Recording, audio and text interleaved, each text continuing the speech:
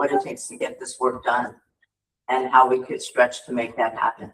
In terms of what we have going on, it would make a huge difference in the day-to-day operations here to be able to address concerns as they happen and not have to wait. And much of the HR is done here and then just goes over there for the final paperwork and so forth. And sometimes it sits there and it isn't for any reason except that they're overwhelmed. Anything else to say about that? I think that covers it pretty well. All right, the Fourth and 400 Commission.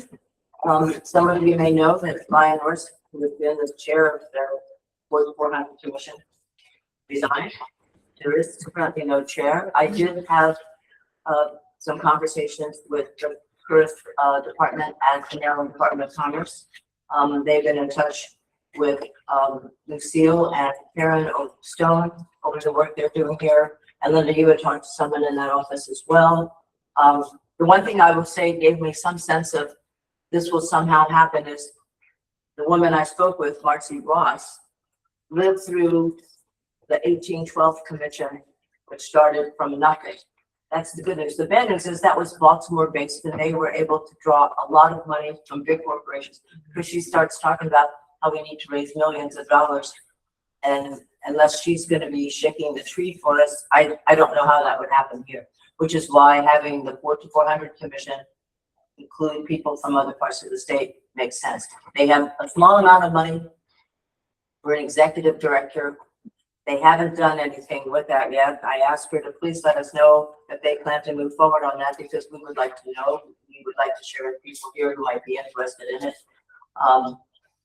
And I had a conversation, a meeting with Dr. Phillips at St. Mary's College about the commission as well.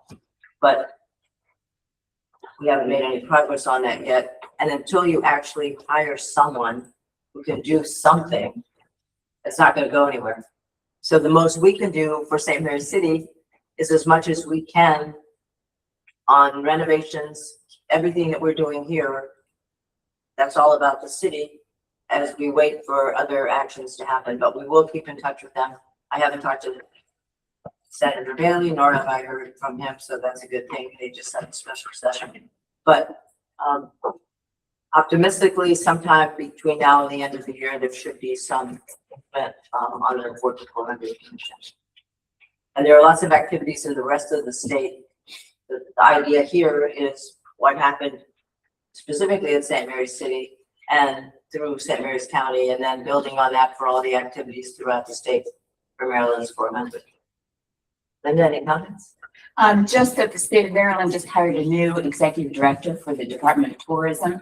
Cassandra Van Hooser comes from Talbot County. She is active and has been on a lot of committees. So she's somebody who would be, I believe, spearheading that. And that's a good thing. She just started last month. She's going to work for Southern Living, right? Yes, long time ago. Long ago, far away. Absolutely, yeah. Right.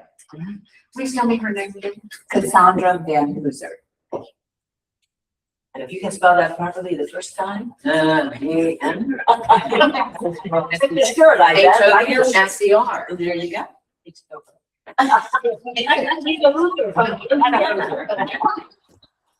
I true. All right.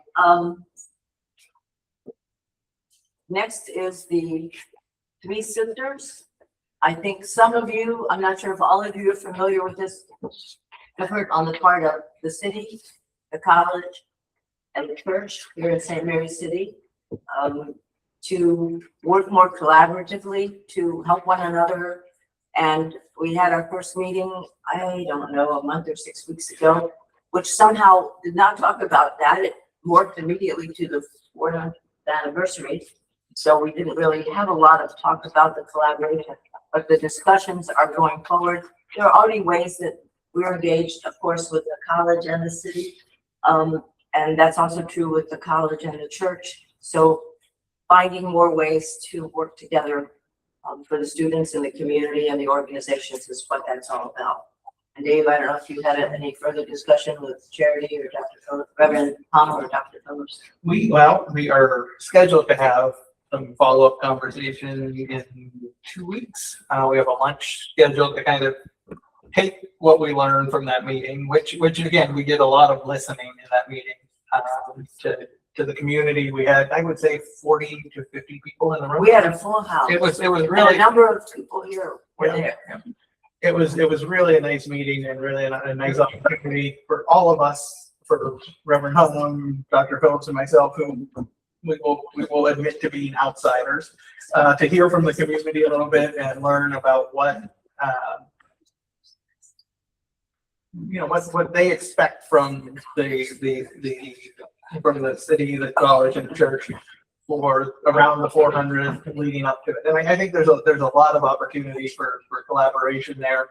I will also note that that at one point in time, the three of us, Reverend Hahn, President Phillips, and myself, all had red hair.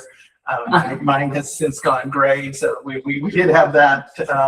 We did have that in common, but we would have needed to get together about 10 years ago for that to work. But again, We can fix that though. Yeah, I know how. no. Actually, if you want to make one other comment about the three sisters before we go back to your hair, and that is that when we had the Liberty Tree planting on a miserably chilly day, and Francis was one of our speakers, and he talked about the three sisters, and he talked about the corn and the beans and the squash, and how all of that intertwining was, symbolic of it. And interestingly enough, when I was in Quebec City in May, we went to an exhibit and they talked about the three sisters and the intertwining. So that was really interesting. Yeah, and I will add just that we do need Peter Friesen, however you so choose to spell it, made some observations that we probably need to just look at other, maybe other ways of describing ourselves, just to avoid some cultural appropriation there. For what? For the three sisters, I don't think that we need to worry there. It's not a trademark, probably. it probably isn't, but I do want to just do a little more listening and perhaps talk with Chairman Gray about that as we move forward.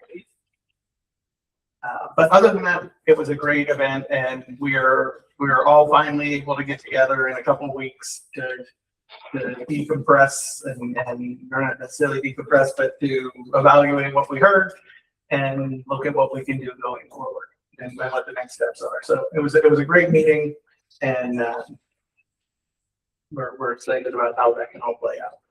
But especially getting the broader community engaged. Next, I'd like to talk briefly about our upcoming board meetings. One of the challenges for any board that meets is that you don't look that far out, and there's always a conflict. It's extremely rare that everyone is available on any date.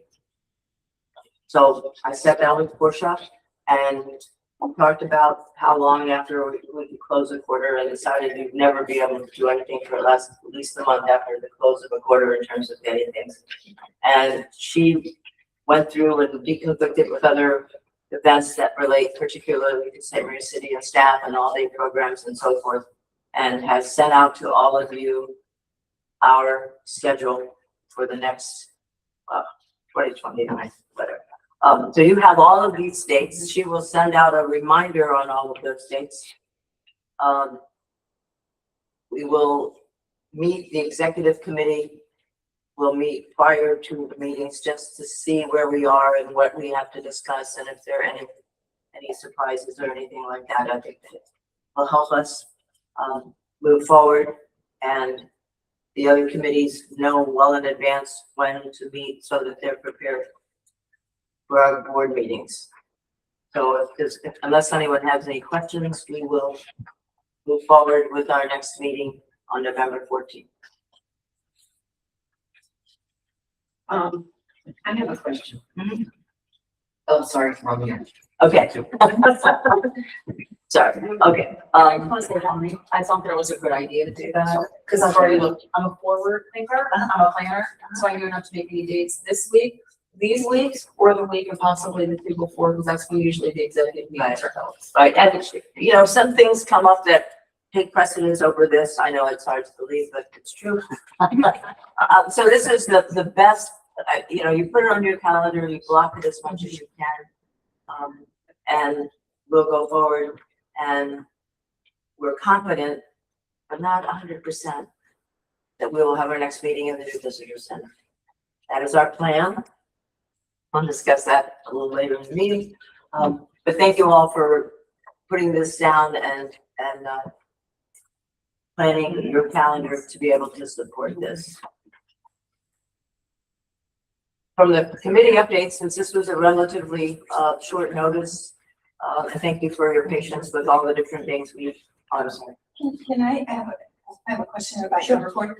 And this really isn't a question for you, but I realize that the name 400, we've talked about it before, and I realize that it might be legislatively in concrete, but we really ought to think we're going to talk about cultural appropriation, and we've talked about this before, as cultural unappropriation, or just the recognition, right, that this is, we want to involve all Marylanders in this. No, you're right. We have had that conversation. I think it is embedded, and I think, but I'm not sure that Jack Bailey came up with the name. Yeah, no, and I understand. So, but I have no, but I mean, I have no qualms about suggesting that we look at something more appropriate to encompass.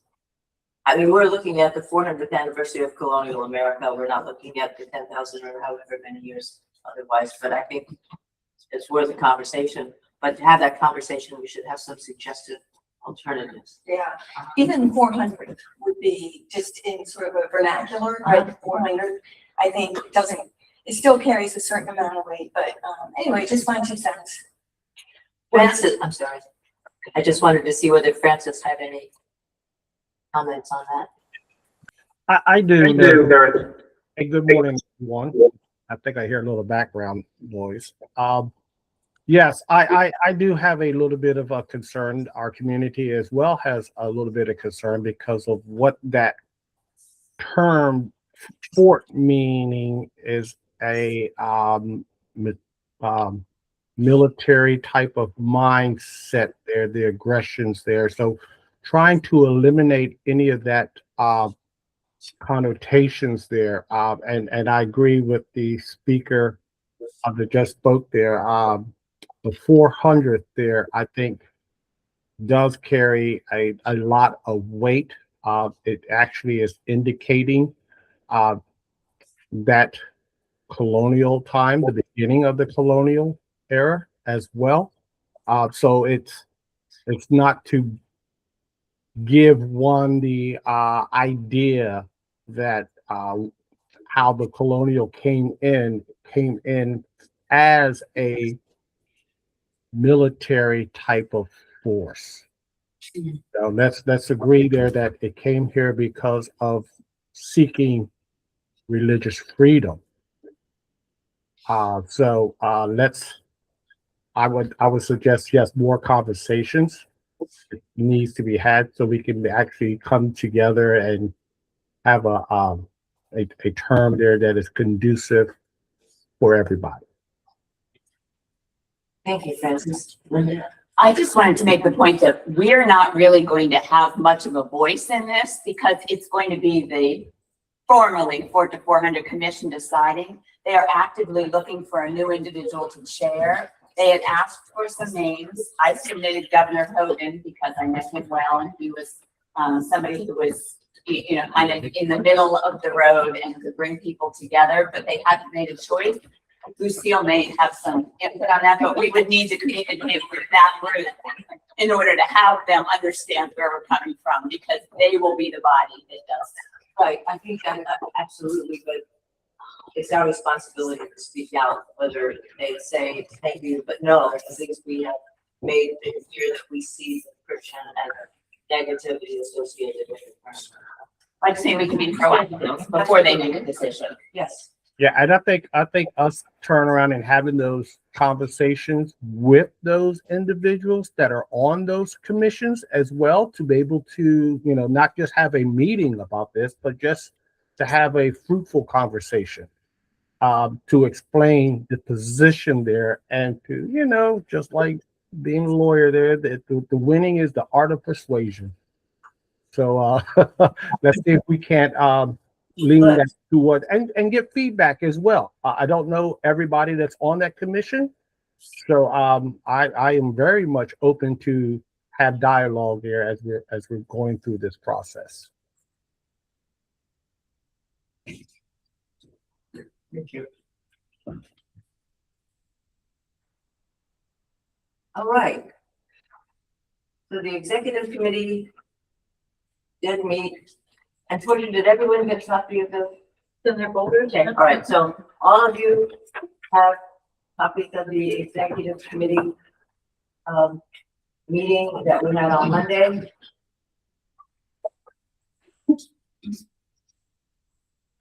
And because it's already been 3 months since we had last met, and because of challenges from staffing to the visitor center, I think it's useful for us as an executive committee to meet prior to our meetings so that we are recognizing any topics that need to be considered that we might not have thought of or we've had other actions on. So those minutes are there for your information. And it also helps, I think, the committee chairs in planning for their conversations. We're going to discuss those, the topics that were covered in the executive committee meeting during the course of our discussion today. I do want to ask whether Bill Drew has any additional, let's just work through the committees and do it that way. Does anyone have any questions about the executive committee minutes before we go forward? Or you can mention it in the course of the discussion. And I'll ask. Dave, I mean, you haven't met, you can just say that, right? Yeah, but because we haven't met, but I wasn't sure if I had looked over the budget, but I believe that Dave could be discussing that. So I will step back unless there's any questions about the first 2 lines of the paragraph of the executive committee meeting. Pretty much my summary. Perfect, thank you. Kyle, did you have anything you wanted to say? Well, I was gonna say, I apologize, this did not schedule a meeting, education committee. I was hoping that Peter or Travis would be around to help take, something low. Well, so it wasn't really, I mean, because we were having this meeting so early to keep the commission informed about major activities like the opening of the visitor center. This is just an opportunity, if there's something that comes to mind. There was no way that people could have had a meeting, it was all we could do to have an executive. Nah, it's fine. So no pressure, just, One of the this is biggest an opportunity, if there's an aha moment. Nah, so, you know, I'm hoping if some brilliant fellows come through that they will, share through us, either Peter, Travis. And they'll come with money, our right? leader, Dave. And I will add, you know, we went through 1,000 scheduling things to try to make this happen. And unfortunately, both Travis and Peter are on vacation right now. But I will say that I was texting with Travis this morning. He, you know, still packing and getting the family out of the road. So if we have any real things, we can just call Travis and ask him. If we absolutely have to, he'll be thrilled. There's also a comment that I asked. I did send out an Yes. engagement plan to the education committee that some said they were reviewing. Yes, so that did get, there has been review, but I think we need to get the education committee together to discuss that in a little bit greater detail. We did not have an opportunity to do this, but as I did have a chance to read over it and it did look wonderful. So I do want to be engaged in that conversation when we can get people back together. And Ms. Fisher is here, deputy. Yes, she's here. I have promised Lisa though that she doesn't have to speak unless I say something patently wrong.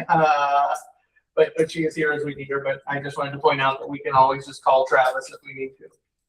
To bother him. I did also just put one more comment in the chat. Chancellor's Point Working Group met with Dartmouth researchers and agreed to move forward with a DNA research. Lisa, I didn't ask you to talk about that. So yes, we did have a meeting with a team from Dartmouth. The ADN is ancient DNA. So we were able to sample and they're looking to try to get some DNA from the ancestors. But that was all went through the working group and they did a great presentation. Thank you. Bill, did you have any comments? Grounds, I know you have something in there. With buildings and grounds, yeah. First of all, I apologize for being late. I didn't realize the meeting planned had been moved up. Yeah, I met with Peter Carrasco and Joe, our buildings and grounds woman, director. And he and Pete had prepared an extensive list of projects and their progress going forward. So I'll just run down their list. We had a very good meeting. The facility report highlights of 8/5/26. Everybody in the meeting was happy to report that the Chancellor Point Pier and Boardwalk is now completed and it's open. So that's a project that we can check off. The pre-construction meeting scheduled for fiscal year 26 site improvement projects this coming week. These projects will all be handled by one contractor. So it's one pre-construction meeting for these following. FY27, This coming week. FY27. I just wanted Yeah, to yeah. get that proportion. Thank you. The bridge deck and rail replacement that extends from the current visitor center over to the archaeological sites. The sign replacement and design. I'll get back to that in a second. Entrance sign and design. The access road to the fort. The VC outbuilding renovations. The administrative driveway and parking lot replacement, and rail and fences replacement. So those are the 7 items that are up for construction in the coming year. It's all been funded. Pre-construction meeting is really the last administrative process before the actual construction begins. Going back up to the signage replacement and design. I know back, I don't know, 4 or 5 years ago, there was a subcommittee formed by the commission to review signage and to try and determine the best way to present our message. That never really got off the ground. So there was no real commission input with regard to that matter. But the administration has, picked up the ball and moved with it. The big issue is that it hasn't yet been designed. And that's part of what's going to have to be discussed in the coming year. I had spoken with both Pete and Joe about something that I'd like the commission's feedback on, and that's with regard to the ghost houses.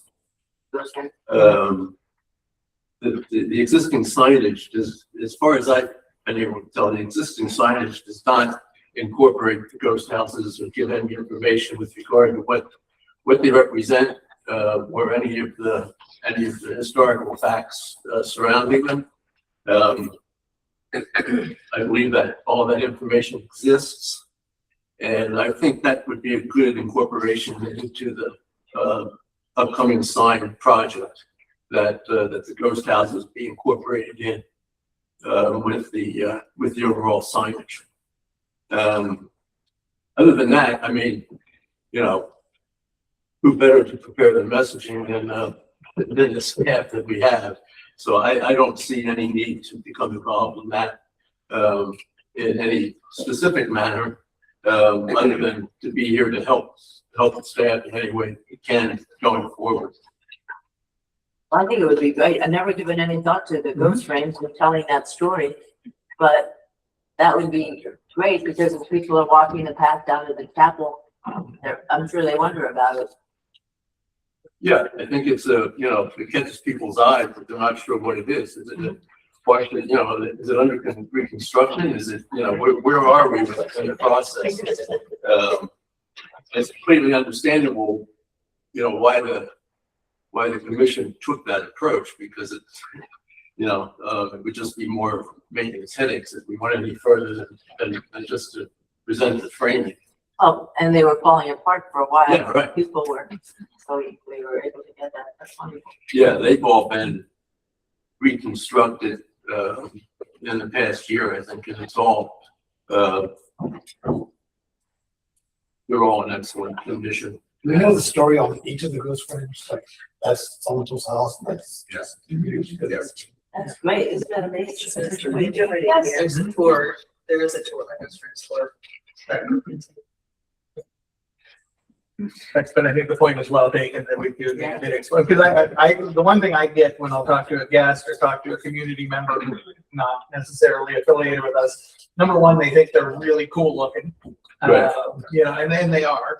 But I think that's a very, very good point about, you know, coming up with some level of interpretation for the houses, because again, they were, you know, I think it really plays well with our mission and messaging as well. So I think we need to look into that. So thank you. So it gives a, you know, a sense of, scope and scale with regard to the existing, community. So, okay, moving on. May I just ask one other question? I'm curious, how often do you do the ghost train tours? They have them on, well, they're scheduled for the senior Thursdays, and I think they also occasionally do on Saturdays. And just, you know, with the ghost friends too, I've heard a number of people that have remarked on them that are emulating them. Rich Hill is going to be putting up ghost structures based on, you know, what you want to do. And they've been here for a long time. But I would love to know more about them. And maybe we could do a commission tour of those trains at some point, like November 14th. Friday before next meeting. Right, or the day before, yes. But that's fascinating. I never realized I never thought about it. They were just always there. Yeah. Thank you. Sorry, Bill. That's quite all right, good. I'm glad everybody is, in agreement with that. One of the items that the executive committee wanted an update and a report on is the mold remediation that's taken place. There's been great progress made on the projects that are underway. The Brome Howard House, where we currently sit, is 100% complete. The PR building. Yeah, it's good to know, right? Yeah, has his hand up. I just want to interrupt for 1 second. And we're actually like 101% completion from Brome Howard right now. I don't know, for those of you who've been in here before, this floor used to, as of Wednesday, would shake. But our intrepid maintenance team has installed some new beams so that we don't end up in the basement by accident. I just want to know.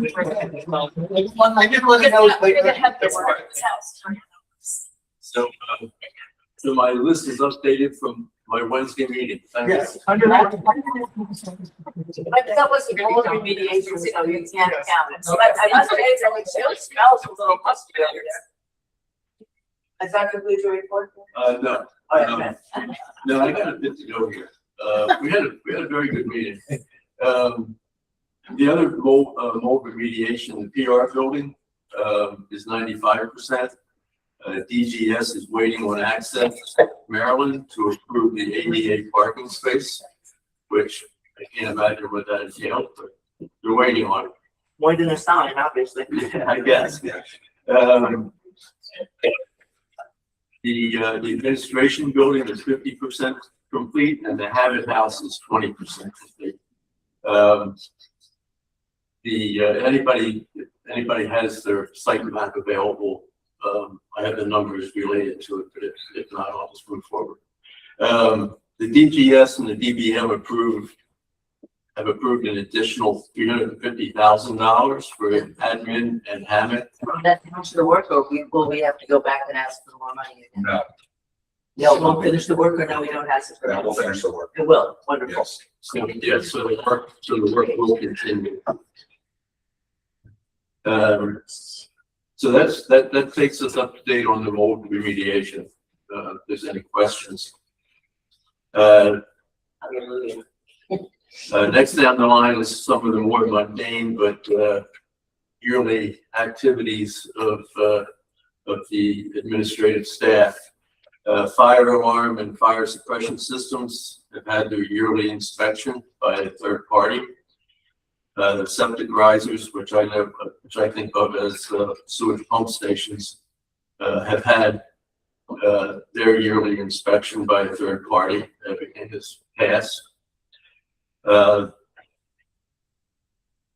Getting back to Chancellor's Point, the Brome and Chancellor's Point Pavilion projects.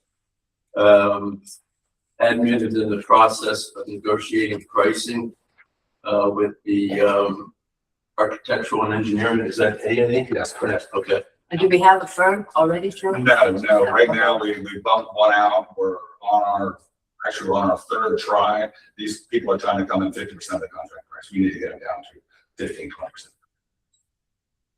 Yeah, 50%.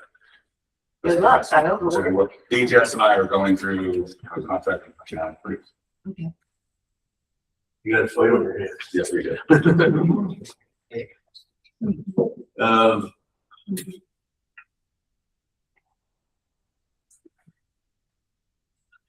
More good positive news. The visitor center should be completed by September 22nd, according to X Plus, who is the contractor. They have advised the staff that I think as of Labor Day, they were going to have all the materials on site, and they were going to do a seven-day work week until they get the project completed. So it's full steam ahead, pushing for a deadline. Let's hope we make it. I think Dave's got a little more information on this report, but it's exciting. Yeah, yes. And moving forward here, the projects for the fiscal year 27 site improvements, the Godiah Spray Plantation exhibit parking lot replacement. It's been decided that that really needs to be paved. It's difficult for the public to navigate over a gravel and stone parking lot for that sort of distance. Dealing with all sorts of age groups and levels of mobility, etc. It makes much more sense to have it paved. Can you consider millings for the costs? We did buildings. The building's on there now. Okay, There's chunky and we're having the same exact. okay. And we're far enough from the water that we don't have to worry I about know. impervious surfaces. I see. Right.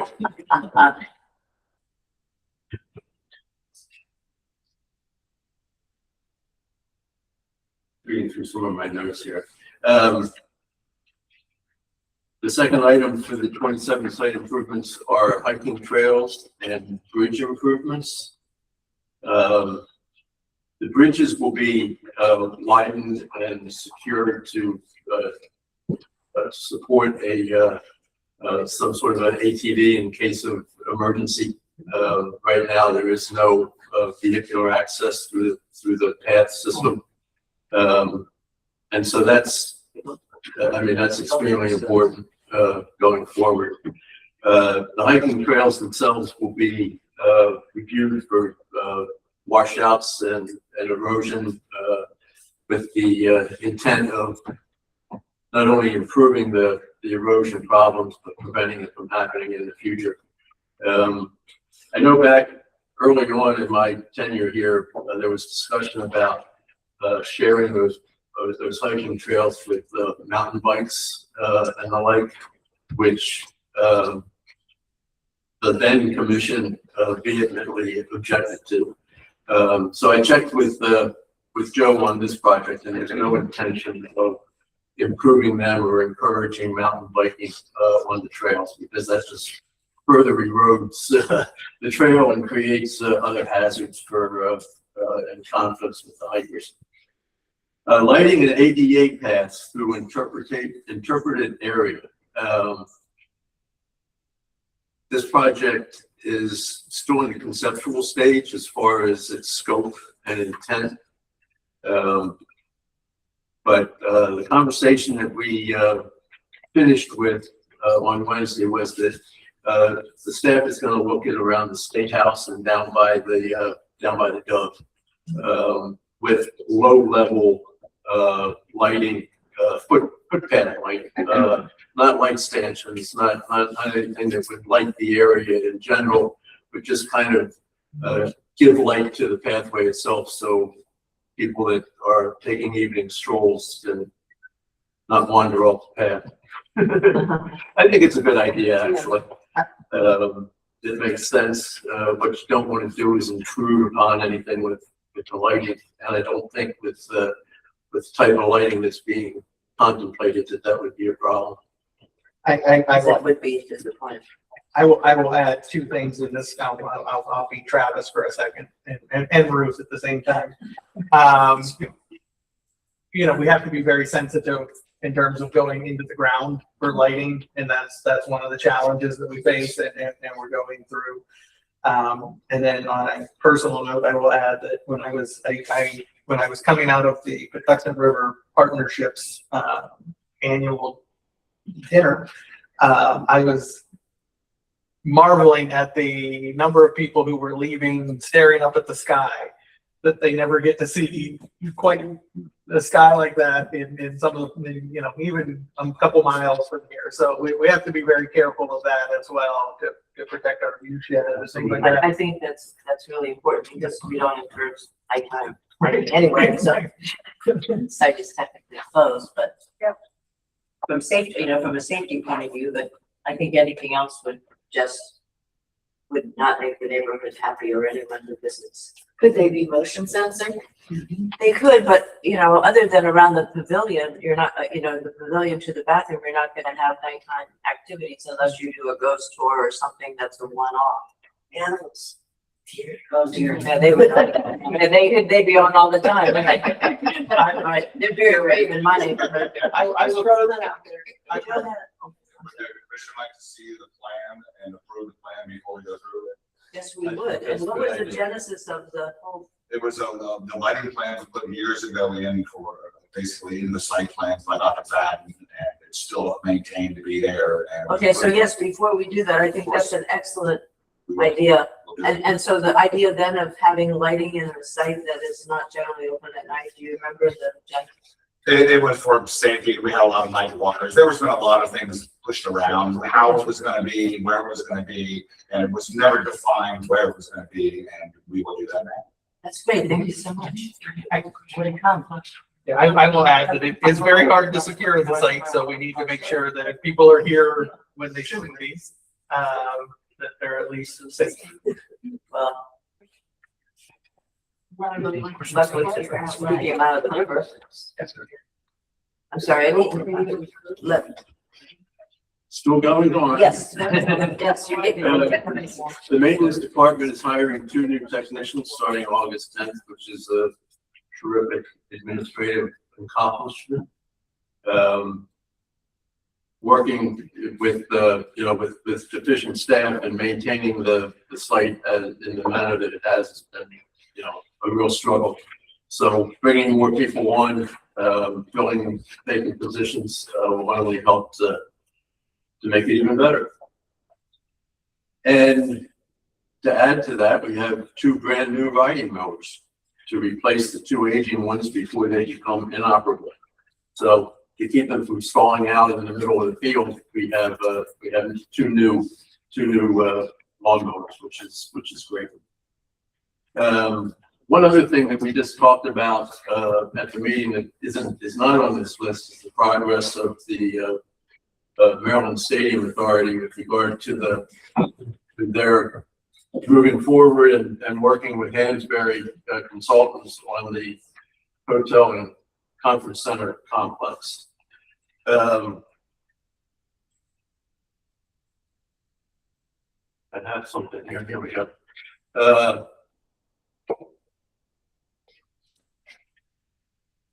Some time ago, I guess back in the spring or maybe even in the winter, they had given to Peter Garaccio a status report, so to speak, of bullet points of the role of the MSA in this project the purpose of the project, preliminary design components, schedule and timeline of events, remaining events, with all sub points underneath those titles. I won't go through the whole thing, but I think it's safe to say that at this point in time, we have received an updated message from the MSA, and timing being such as it is, they say they're going to have their preliminary plans to the administration on Monday, and our meeting is today. So we missed the opportunity to discuss that in a most timely manner. But I think, you know, looking back over the process, the MSA and Hansberry and the commission and the administration has made very good progress on this project. But I think we need to push for it if we expect to have it in place for the 2034. The timeline is getting, you know, incredibly short, and I don't think we can just leave it to the normal process of the MSA. I think we really need to get behind this from a commission standpoint and really emphasize the importance of this to the MSA, because otherwise it's just another project in their eyes, I think, and they got multiple projects going on. How can we support you in that? Well, my suggestion would be that we, as a commission, ask Dave to have a meeting with Senator Bailey and Delegate Bailey and Senator. No, Senator Bailey, we don't currently really have a delegate. Brian Crosby is, for all intents and purposes, out. But I think before, Crosby is out. well, his name is there. He has not been involved, at least this year. You know, a couple of things in the session, but otherwise, no. He's not involved, in other words. No, he has not been involved for a considerable amount of time, unfortunately. In everything, or just with the Period. commission? Period, everything. Oh, okay. But I was going to say one thing before we talk about moving forward is, I asked Dave to share that update with everyone here, and we have never learned where they're going to put this. They talked about several sites. When we had the one open meeting with John Seidel, who knew almost nothing about the details, we didn't know that. And I think before we look at our advocacy, we see where is it, how is it going to be done, and the confirmation I assume they have with the college, where we have the only sewage treatment facility, and it's clear that the college has some major construction ideas of their own. So that's something for the standing authority to work out with the college. But I, for one, would like to know where I'm advocating for a hotel to be built before I take that position, because where it is will have a lot more to do with how people feel about it than in the general meeting a year and a half ago. Well, I was part of that meeting, and it was pretty clear to me where the intended location was. So where is it? It's off of Mattaponi Road, up on the hill, kind of catty corner to the existing maintenance yard. It's on the right-hand side if you're heading out away from Route 5, and it overlooks I guess I'll say the cornfield that's along Route 5. So is that in the paperwork that you had? Because they were still looking at the space behind the Jamie Roberts Stadium and still looking at potential acquisition because they want an entrance from Route 5. Well, Route 5 is, the property along Route 5 is owned by Trinity Church. Yes, I know. And I believe there's been discussion about an easement for access. Not in the past year. Okay, well, then you have a better update than I do, but I was of the impression that the church had at least been approached. The church had been approached before John Ball retired, but there has been no discussion. Well, no, I'm not saying it's been decided, but that's. No, but I mean, it has not come up. And at least I'm on the vestry, it hasn't come up in the past year and a half. Okay, yeah, So, but they're aware of the concept, they're aware of the thought, they're aware of the interest? Probably not, but I'll mention at our meeting of the week after next, because all the players are different from when John was there and we have a new director. Well, that's a good idea.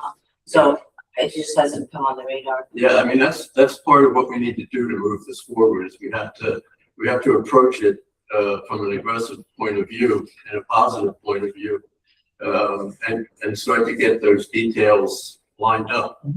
And I'm quite certain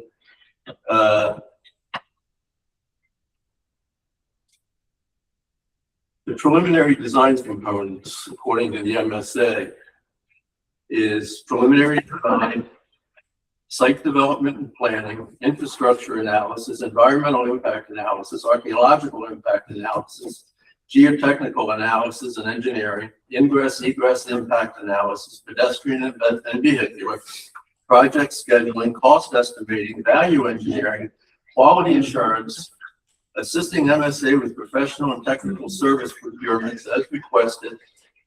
All of those items are under the preliminary design components, and that's what we're anticipating to receive on Monday.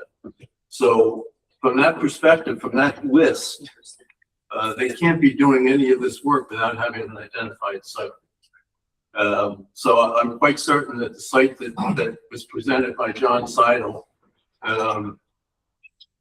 over a year ago now is the site that the MSA and Hansberry has focused on for the project. So getting back to what can we do? I mean, the only thing that I can think of, the only avenue we have to the MSA is through our senator. I don't know how we could, express our urgency or the immediacy of this project with the MSA unless it's through our political representative. It's also possible, I mean, given the dynamics right now, it's also possible to try to work directly with the governor's team in addition with Senator Bailey. I mean, Senator Bailey would work beautifully across the aisle, so.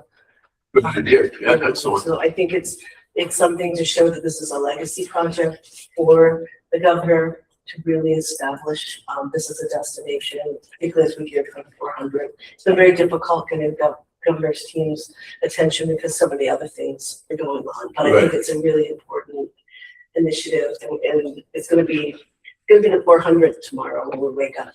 So I think all your commissioners can do to support historic city. Many people here are very connected to folk, so I think it could be a team effort. Sure, I If we can. just displayed my political knowledge. So I thought Delegate Crosby was still active. So yeah, I think any and all efforts that we can put forth. And now It's a wonderful representative. And before we get, Judy's had her hand up, so. Yeah, if I could just say, because talking with the college, St. Mary's would love to see this happen. And I did some work early on regarding capacity with regards to sewer and water. And and I need to find that report, but talking to George Erickson, who is the executive director of METCOM, I believe there is capacity to do it, even with what the college wants to do. So I'm just will put that in, whatever President Phillips can do to support this. She'd love to see it happen. She was under the impression that maybe it was dead on arrival. I hope that's not true, because it's something, I mean, it would just be excellent. The only concern the college had at the time, and I haven't had a recent conversation about this, was Mattapani Road. Now, Mattapani Road, that lower section has been improved, but ideally, if there was access directly on Route 5, it would benefit, I think, historic and the college as well. But just wanted to put that out there, because right now when we have all of our events, the athletic events and stuff, we're sending people to, Lexington Park, because that's the closest place. So I wanted to put that there. And on a completely separate topic, while I have you guys, we are still working the faculty and staff housing issues. It hasn't gone dead at all. As a matter of fact, I can't believe how long it takes things, but we are working. We have been to Morgan State. We've been to and talked with many different providers, even looking at a public-private partnership. And I wanted to bring that up because I constantly remind them, this isn't just for St. Mary's College. It's also for staff at St. Mary Historic. And from one event in Annapolis when we were up there in March, and I forget who I was talking to, but they liked the idea. Anytime we can come in as Historic St. Mary City and the college together, it sends a much more powerful message. But in having Absolutely. the head of DHCD speak at that program on the 4th of June was very meaningful too, because they have a lot of money. Yes. Okay, thank you. I did want to say one other thing about the Maryland Stadium Authority, for those of you who don't read the Once a Week newspaper, is that they made a proposal for an athletic complex for St. Mary's County and the north end of the county. That's The what, cost of that is $329 million. So just to kind of, but that's an incredible amount of money for an athletic facility anywhere, but particularly in St. Mary's County. So anything, does that conclude your report, Bill? well, just to follow up with Judy, thanks, Judy. I don't want to say I forgot you on the screen, but you caught my attention. Is there anything else with regard to the Buildings and Grounds Committee report that you needs to be added? Francis, No, I think that was it. Thank you. Okay, thank thanks. you, Judy. But again, to Lucille's point of all hands on deck, whatever efforts we can do, and maybe Judy, you're the conduit, to revive the president's interest in the hotel complex, and allay any fears that she may have that it's dead on arrival, and we're pushing forward, with all efforts available. Yeah. I do plan to meet, meet with her just briefly. We've got a couple people coming down to help us, talk about the renovation of existing campus housing. But I don't know when she made that comment in another meeting about she thought that the hotel project was potentially dead. I don't know what her source was for that, but I know how she feels about it, but I will talk to her when I'm down there. So she just returned to camp. She's been working remotely and just returned to campus on the 3rd of August. So I will follow up with that so we can push from that side too. And the other piece for that was the funding issue, because the funding hadn't been made clear. This was, I don't know when. Okay. Maybe Bill, after you meet on Monday, you could send out a blurb to us about how your meeting goes. Well, they're just submitting. They're submitting. They're submitting You're not everything discussing. for our review. I see. I think, Peter, they gave some sort of a timeline, or at least a next step forward, right? After we review it, then they're going to make a presentation to the commission. That's correct, Bill. And So they told us that we will have the report from Hanbury on Monday. So what I think would be a good idea is if we just inform the commission on Monday as to whether or not we actually received it. And if we haven't, what the new timeline is, because they've had several timelines over the last 6 to 8 months. Yes, they have. Could I ask the chair and vice chair if we should, I have a great fear of any additional meetings, trust me. Like if a working group possibly, or a group, to not let this sit for the next commission meeting, that we could go ahead and kind of see where our advocacy could be, and kind of meet as a subgroup, or however, I don't know what, I'm not trying to propose a Meetings Act violation. I'm just trying to figure out ways that we can move that ball. So here's what I've asked Dave. Dave has not seen the information that Bill Drew shared. So we have a gap here, right? So Dave is not aware until Bill's meeting of all this information. Gotcha. So Dave is gonna get all the information. Dave should always receive all of this information. He is gonna share that with all of us, to be followed on Monday if it's received, and if it can come through to everyone without crashing your system because of the size of the report, we will get that too. You will have some time to digest it.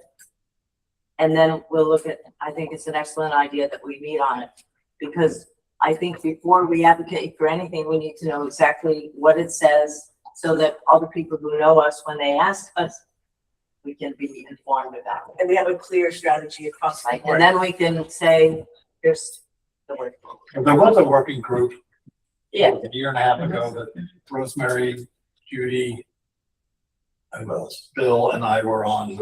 But that kind of, I think we had one meeting. Maybe. but the stadium authority should never send anything without sending it. And the understanding we had was they were going to come back and show that. But just But they send it to you, though. It came through Peter. No. To me. So we Correct. send it to- Yeah. I wanted Peter to CC, and I'm just looking to see here. I thought Dave was I listed mean, on I that might have been, and I CCs might as have well. missed it, but I will go take a look at it and get it out to everyone. Yeah, I think you were CC'd on all of those, Dave.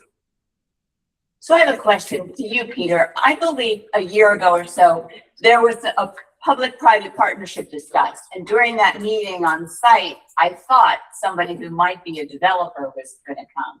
Was I wrong on that? Because I don't believe the state's going to fund this in time to build a hotel. It is a public-private, and the public part is the land from us.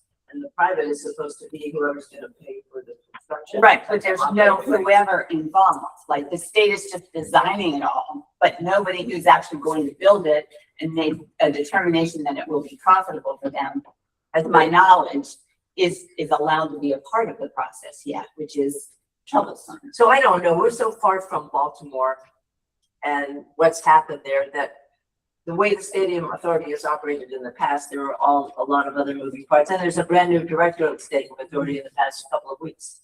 And I'll always just say to you, excellent point, Linda, you know, people say, oh, there's so many, there's not, it's just why the decisions are. It's hard for that funding, and so I'm not allowed to think, but I don't want to wait for it. No, Linda, your memory is correct regarding the public-private partnership. And at that time, we invited CBRE to give us a preliminary proposal just to see what we were looking at as far as doing a public-private partnership through them. They actually came down and did a physical inspection of what MSA and Historic St. Mary's City had proposed up on Mattaponi Road. And we gave them as much information as possible. And CBRE is a group that I'm very familiar with. I actually worked there for 12 years. And during that time, Linda, we did several PPPs with the state of Maryland. So they're very familiar with the process. And that is why we asked them to come down here. They didn't charge us anything to do any of the work they did. But to everyone's point, we need more information before we can move forward to see exactly what it entails. So when we do bring the PPP partner in, we're ready to go. And I will work on getting as much information out as I can to everyone. I will say that, you know, I do want to add that number one, I don't think we'll have to do a whole lot of arm twisting to get Dr. Phillips back involved in this process. This is something she brought up to me when we met on Wednesday. She was like, have you heard where are we at with the hotel? And I was like, oh, wait, as we have been, but we'll continue this process. I will just add that, you know, kind of as I started this role, we did a little bit of research. I did a little bit of research into other stadium authority PPPs. It's going to take all of our efforts to get it done by 2034. I think their project that they did in Frederick took 12 years from decision made to do it to opening. So it's not a turnkey operation. Oh, no. But again, it's going to take all of us to make it a reality. Right. And it's not a local project. Right. It's a project that benefits the entire state of Maryland going forward. It tells the Maryland state, it helps to to facilitate the telling of Maryland's story. So it's not just a St. Mary's project or a commission Right. project.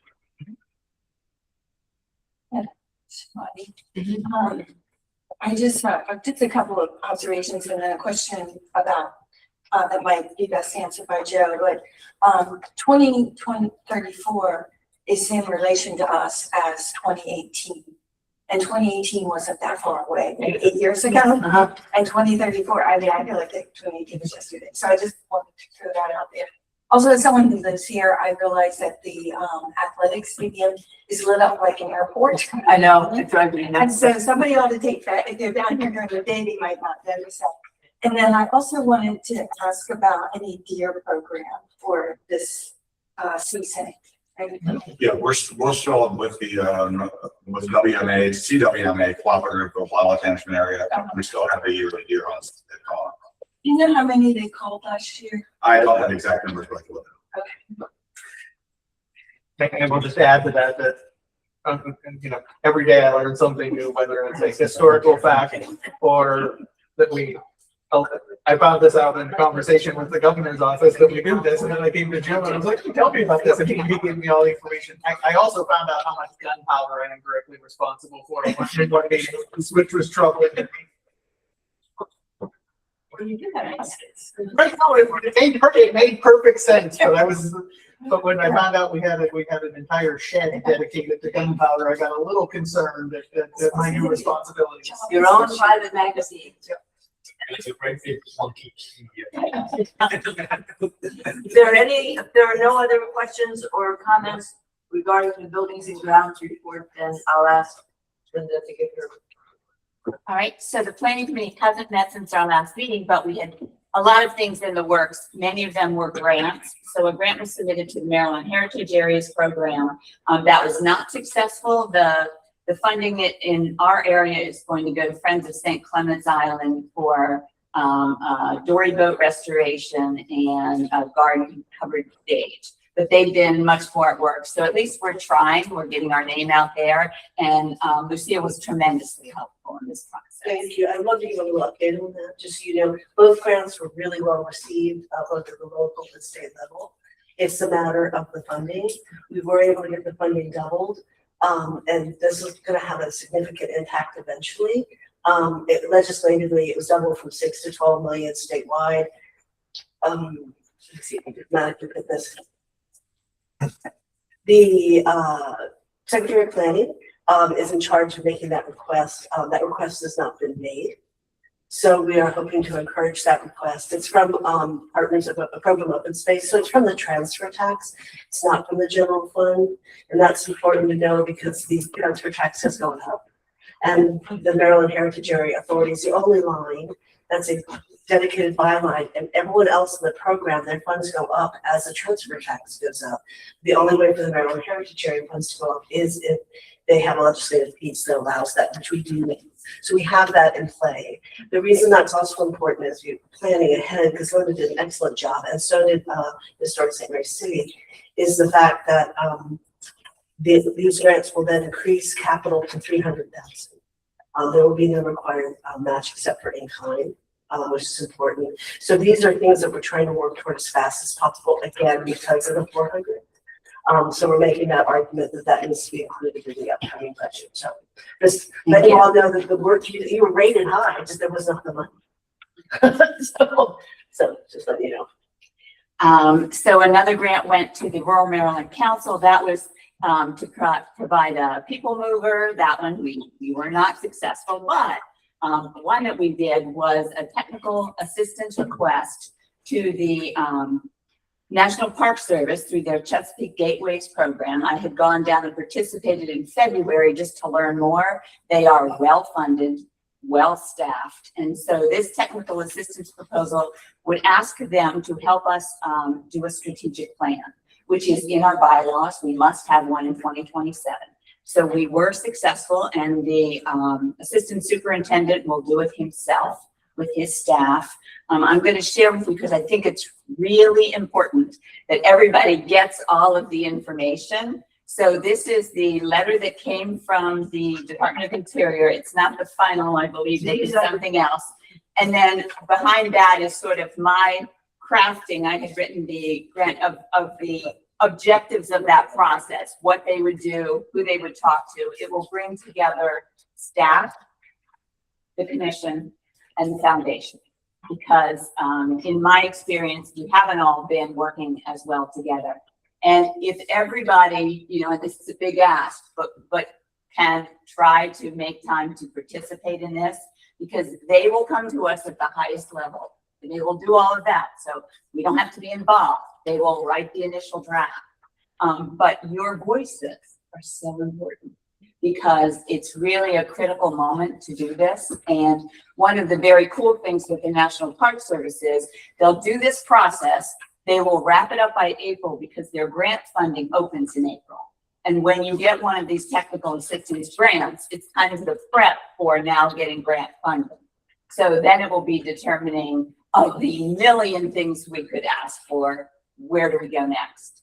So I'm really happy that we got this moving forward. And I know that the final agreement was sent today, and I believe that's all done. I'm waiting on Elena is gonna just take a quick glance at it because I believe the concern is that a document signed by two people with apostrophes in their names gets voided.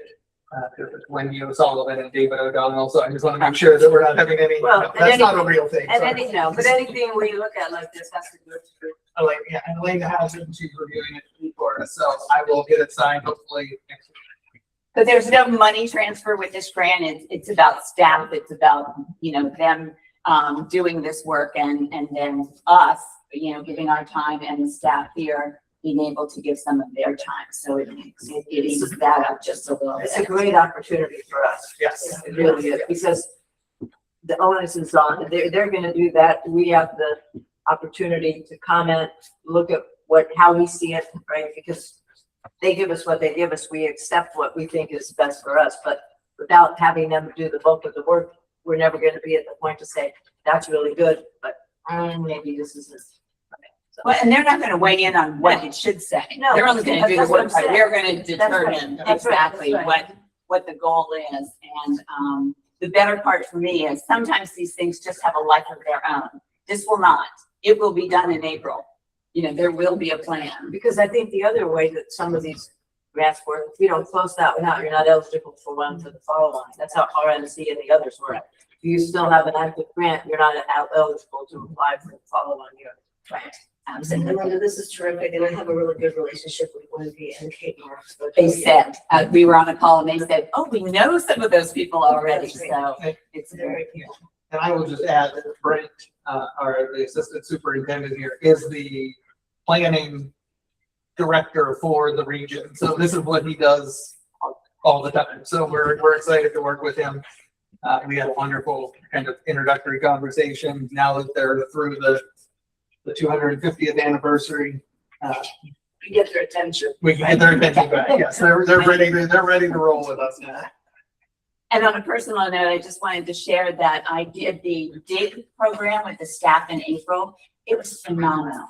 So, yes. So if anybody has an opportunity to do that, they are not going to hire me as an archaeologist now. But I did learn a lot. And then in June, I went over to Baltimore for the Sail Baltimore, and I got to experience a little bit of what the staff does with children, you know, giving them an educational program. Again, it was fabulous. I mean, I'm so impressed by everything that I've been able to experience. It's really incredible. So if you haven't, I know a lot of you have been much more involved than I have, but for somebody coming on the outside, this is a great story to tell. So I have no doubt we will be able to find funding and do those things. It's just sort of putting the priorities and working with Dave and the staff to be supportive. So that's the whole thing. And so we're fortunate that we have so many, everyone here has great connections in their own way. Lucille knows everyone. Linda is right there. All of you have those connections, and all of you bring those connections to what we do here at St. Mary City. And it's just an incredible gift for us. So thank you all. Yeah, and I do want to just piggyback one final time to thank Linda. You know, we were when we traveled to Baltimore, it was getting towards the end of our fiscal year. things were a little tight, and Linda was able to secure us a grant to get to Baltimore in exchange for working with some students that showed up. There were 4 Girl Scouts. So so we were able to help fund the trip. 2 parents. 2 parents with and actually my son was there at the same time, so but he didn't piggyback on the Girl Scout trip. But again, her point, it was my first time getting to see the Dove crew in action doing the interpretation. And I'll talk about this a little bit later, but we had over 2,000 people cross the deck during that week, and every one of them was greeted with amazing levels of service and interest from our interpreters of the Dove. So thank you. So Dan Kearns is not here today unless he thinks something specific to you. He did not, but I'm going to go ahead. I want to talk about this real quick. Just So that would be a yes. yes. Well, I'm going to get to his report too, but I wanted to stay on committee updates for a second. I'm sorry. As many of you know, we have we are accredited as a museum, and our accreditation is up for renewal right now. In the last time that we were up for renewal, there was a committee. It was actually I believe, according to Travis, that it was the Research and Grounds Committee. One of his fears is that we don't currently have research listed as a committee on our in any of these things that we have. I mean, we've lumped it together with education right now. I do want to, and I know that, and I know there are some thoughts to this, but and legislation associated with it, but we do need to figure out and probably vote today on, either adding a research committee or reestablishing it as part of another committee, because our previous accreditation has research and grounds. So maybe research and education. Yeah, that seems a better fit. I think that's a good fit. I think that it would be a stretch to have another committee. But if we tie research to education, I think that might accomplish. Right, we just need more of a qualification than And then we'll go like this. Yeah, we can get Travis and reason. Yeah. Right.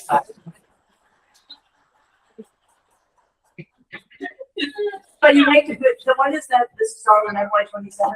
Yeah, we're aiming for at the November 14th meeting to have a draft ready for all of you to review and look at, before we, get to the final stages of accreditation. But again, I think you're all aware of the dedication and just fantastic level of service that our team provides.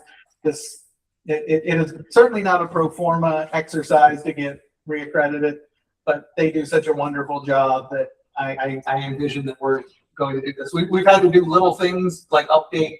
When the last time, Lisa, I'm going to ask you a question, and you might not know, but when was our last accreditation? 2017. Is it 10 years? We didn't have things like Canadian smoke in our plan for how to But we didn't have a visitor center either. We didn't have a visitor center either, but So do we need to vote to change the name of that? I think so. So I move we add research to the education committee. All in favor? Any opposed? What does that say? I was just commented, I believe we went over this a few board meetings ago / last year, and it was agreed that research and education would be combined. I can't recall if we took a formal vote on that. Well, we're taking a formal vote. Portia will do a little homework. If we've already done that, we will strike it from the I meeting. don't think we did it. I don't recall it, but. Well, it wasn't in the bylaws when we did it, so we don't have to take the vote. thank you. And remember, we did approve the bylaws at the April. So, congratulations for the Research and Education Committee. You get a raise. All right. Double your pay. Double your pay. All right, so getting back to, Dan is not here, the foundation is working hard to raise funds for the commission. There's a lot to be done. Yeah, and I will not take any thunder from Dan. But we did at our last foundation meeting, we agreed to create a development committee of the St. Mary City Foundation. Through groupthink and just good old fashioned shame, every member of the foundation signed up for the to be a member of the development committee. But we also would like to have some folks from the commission involved with that as possible. We will get that together when we have our new development director in place. We've been going through that process over the last couple of weeks. So you ready to go into the executive director's report? I am. All right. So we will start kind of here with the budget. You will notice that the, I think I might put it up on the screen. You guys can't sit together the next time.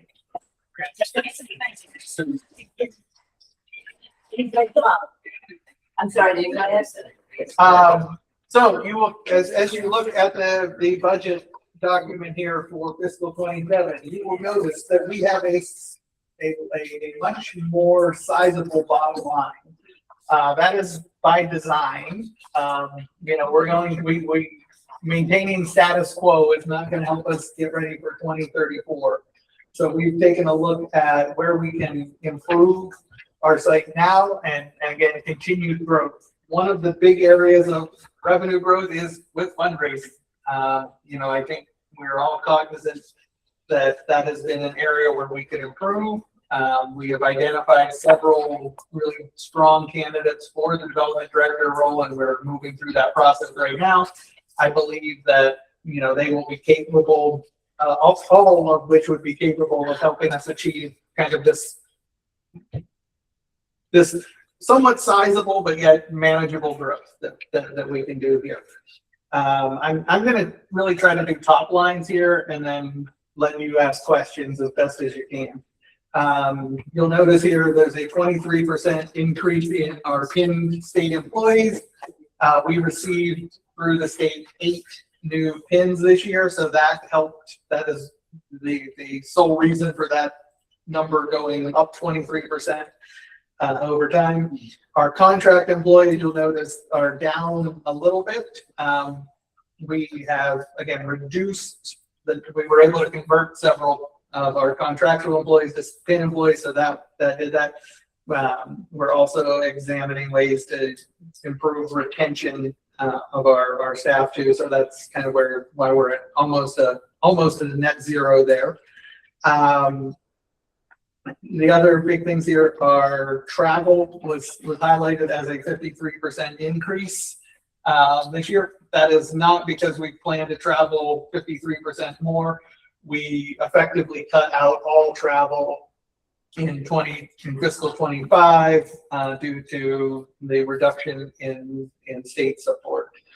And I will make one other note that we caught this morning, and this is, you know, why we need extra sets of eyes on things. The special fund balance at 6/30 will be $60,535, not $535. We're not spending the restricted capital, the education complex capital. So how much is it? It had 60 to 535. But I feel very confident. I know our finance team lives in conservative world, so they're less confident than me in this. But I certainly think that when we get together at the end of this fiscal year, we will certainly have more than $60,535 in our special fund balance. I really think that we're on the cusp of really turning the site around, and, you know, number one, attracting more visitors and attracting new and more governors to the site. With that said, I don't want to belabor this point, but I don't want to belabor this topic, but I do want to let the commission ask questions as necessary. I'm happy to provide answers or deflect to other people in the room. Just one question on your fuel and utilities, obviously, with the ongoing, program for, are you expecting additional increases in fuel if this continues? I think that's a For variable? I think that's a very fair assessment. We did not factor that in right now. But one of the things that I've asked Doug and Victoria to do is to get our budget into monthly form. And I want to keep pretty close tabs on things as we move forward so that we're, you know, we can say, oh, hey, gas was up this month, gas was down this month. And look at, you know, and again, look at what we. You can say all of that in the same month, huh? Yeah, right, you can. Right. So I assume the difference in the actual and working budget in fuel is from that. Yes, yeah, I mean, and just general increases, I mean, that's, unfortunately, fuel is not what it once was, and it seems to be a constant, increase, as I know we're now off the screen, but I'm gonna point to Pete Ferruccio. And we met with DBM a few months ago, and Pete said, what do you guys use as an escalator for these things? And they said, we don't.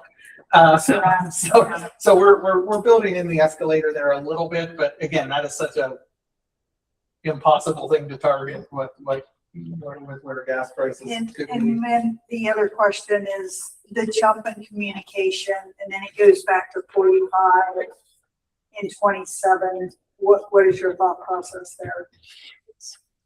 Again, just looking at the ability to do more with a little bit less. We're also going to, one of the reasons that number is down a little bit, and this was part of conversations with the foundation, is I really want to get to a point in the next couple of years where the money we receive from the state for operating is dedicated to operating. You know, salaries, fuel, utilities, things like that. Because again, we know that number is not going to go up at the rate of other things. And so one of the reasons that we want to get more money into the foundation is to do more things with less restrictions associated with them. So that's part of the reason for the decrease over time, is to just really secure more communications needs from the foundation. And we've also seen, and Portia can maybe talk about this a little bit, we have seen a little bit of a reduction in our cost of internet services and things like that by consolidating different things. And Correct. And we've had, we stuff. So there's a number of factors there. Dave, does travel include the Dove travel and the cruise, lodging and things like that? Done. Or on the travel line item, does that include the Dove travel? The 38,000 for Yes, yes. Did we, is that kind of this general line? General, yes. Yes. But it includes the Dove travel and hotel and everything. Yes. That was actually, Yeah. because it's done in two. Yeah. Yes. Thank you. So I'm just curious, so the FY26 actuals, you've closed 26 and that's real numbers, and the FY26 working with what the budget was, or? Yes. Okay, so we can rely on the first column of 26 as the real numbers. Yes, that's a typo. And in special fund reserves, revenue, 3,100, does that include like the museum attendance, all those things, fundraising is all rolled in? Yes, and so one of the reasons that we missed that target in fiscal 26 was simply that we anticipated more people coming when the new visitor centers open, and it isn't. So we will. That increase makes sense. I will say on the breakout, the fiscal 27 special fund revenues, a lot of that is dedicated to increased fundraising, not increased visits, because as we're going to talk about in a couple minutes, at best we might get 2 months out of, or we'll open in October, so we're already losing 4 months of revenue from that. So we're not, that could be a happy surprise for us if we are able to get the visitor center open in October and see a drastic increase in guests, which I do believe we will do, but it is not forecast in that revenue right now. But the other piece of it is that there's fundraising primarily by the foundation and additional revenue that comes from From- increased visitors and so forth with the opening of. Correct. And that $100,000 of extra revenue under federal fund revenue, what was that and can we replicate that? So we were expecting 44, but we had 148. Right, so the NEH grant that came through for our storytellers was canceled April 2025. And I didn't expect it to come back. And in June of 2026, they reinstated that grant. And I took the opportunity to claw back 115,000 of the money we spent in our contingency in the general fund to build to that. I've gotten paid 74,000 now of that 115, and we're still working towards spending the rest on the storytellers, the actual equipment and other services from Cortina. So yes, but we won't have that grant in 27. The only grant we will have in 27 is not MLS, is for conservation to save America's treasure. Thank you.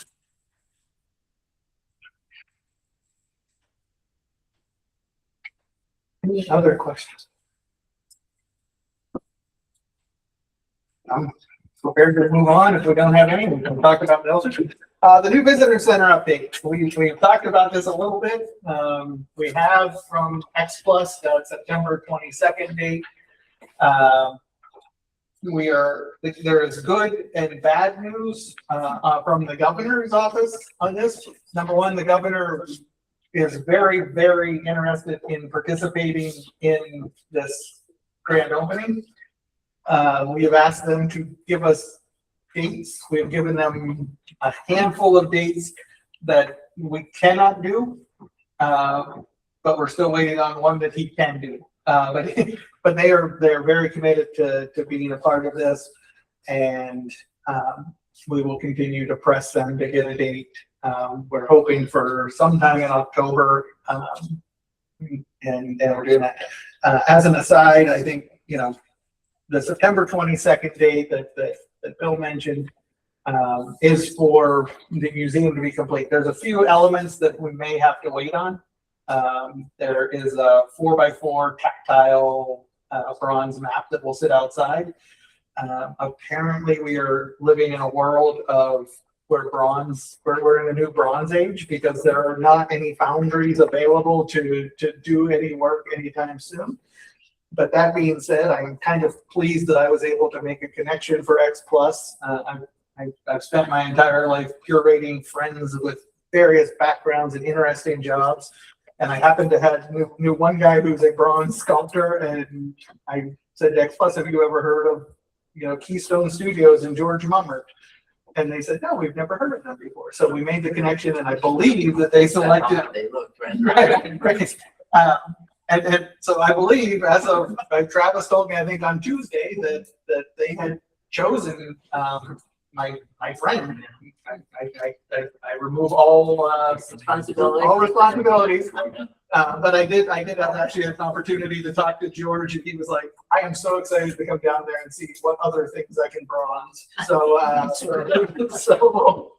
we'll be in touch. So again, we will, as soon as we know a date, we will communicate it out to you. I wish, well, I know I don't wish I was keeping secrets from you, because I would never do that.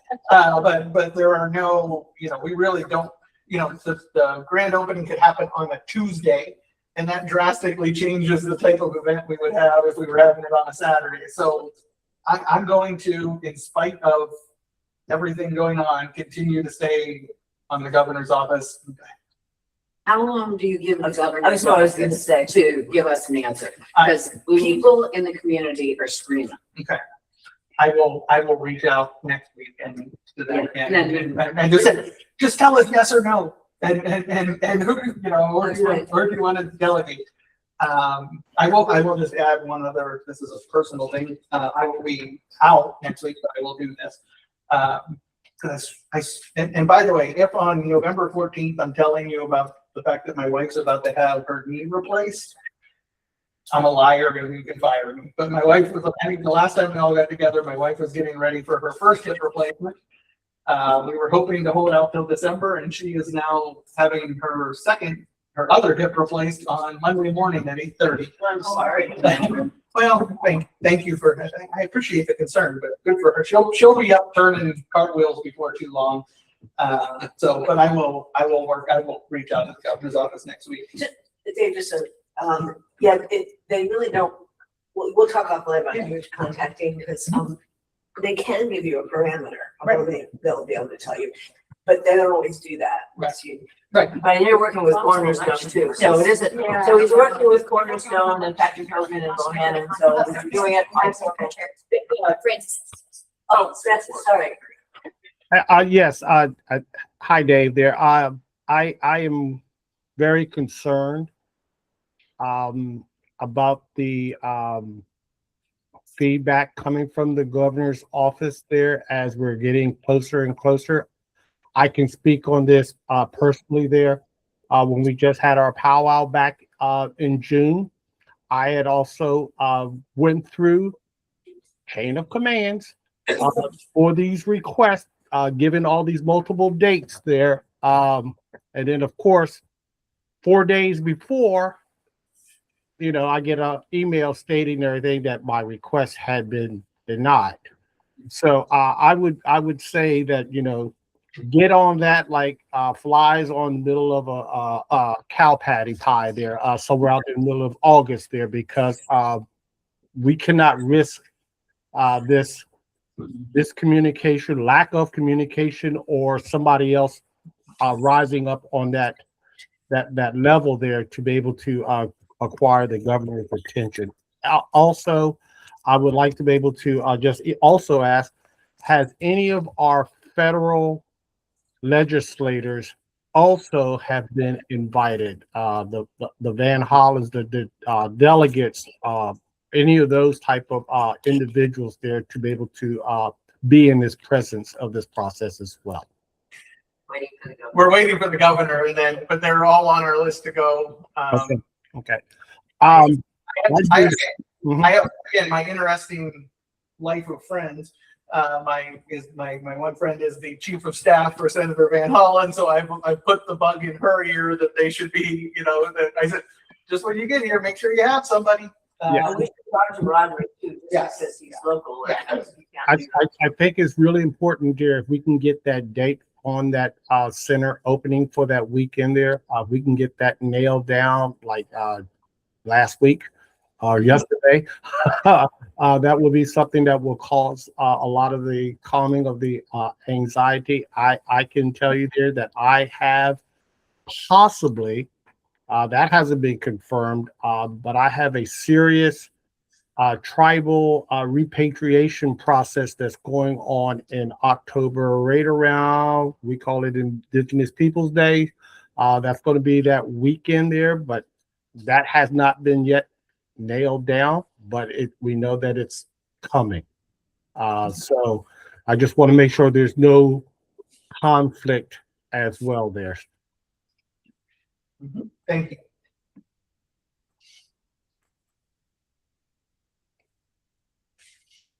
Okay. Any other thoughts before I want to make sure I'm not cutting anyone off or don't leave anyone out of having to have some. Just a quick thing, because we've had this happen before. Do you feel confident that the September 22nd date? I'm sorry. No, He's already said it's not good because of other work like the map probably will not be in when we have the grand opening. Let's say we have October 15th. I know this is hard, Dave, this is landed in your lap. I'm just trying to figure out if there's, I know built into a contract, there were no measures to, ping people, but are we comfortable? I am to a certain, I'm comfortable to the extent I can be comfortable, because I wouldn't sleep if I didn't have that level of comfort, some level of comfort. I'm not going to take any credit for a lot of things on this. Travis and Ruth have been amazing at managing this process. When we sat down, when we were told July 25th wasn't gonna happen, I jumped in through the meetings and made sure Travis and Ruth, number one, I'm never going to cross Ruth. I'll just tell you that right now. But Ruth Mitchell, but they gave us the first draft of their okay, we can get it done by this date was just crazy town. So the second draft was the September 22nd date, which felt less crazy. I wish we had the ability to get everyone over there today to see where we sit right now. We're in, I think they've said September 4th for substantial completion. Correct. And I tend to feel comfortable with that, given the state of what I've seen. A lot of things are in, lights are on. We've seen some little problems, like our video boards that are in for the interactive displays. Someone didn't own a ruler, from what I could tell. They were supposed to be 32 inches away, and if those are 32 inches away, I'm 6'4". So. And will you be reaching out even before to your commissioners to be of assistance? Absolutely, we will. Absolutely, we will. And again, part of the reason I don't want to keep emailing you and saying I've got no updates, but as soon as we know the date, you will be the first people to know. And then Dave, Hess does. Oh, sorry. Thank you. Hess, you good? Thank you. I'm in agreement with Commissioner Gray about not centering the date around Governor Moore. His presence would be amazing. However, we've been trying to get him to come to our events for multiple years now with no success. And it's not to be less than optimistic, but I really think that we should try other strategies.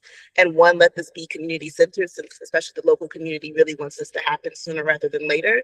And then two, of course, extend the invitation to the governor, but find more appropriate people within his cabinet who may have more amendable schedules, agreeable schedules to have firm invitations to. And that way, if he shows up, wonderful. And maybe that there could be a little small space for him to speak or something like that in the run of show.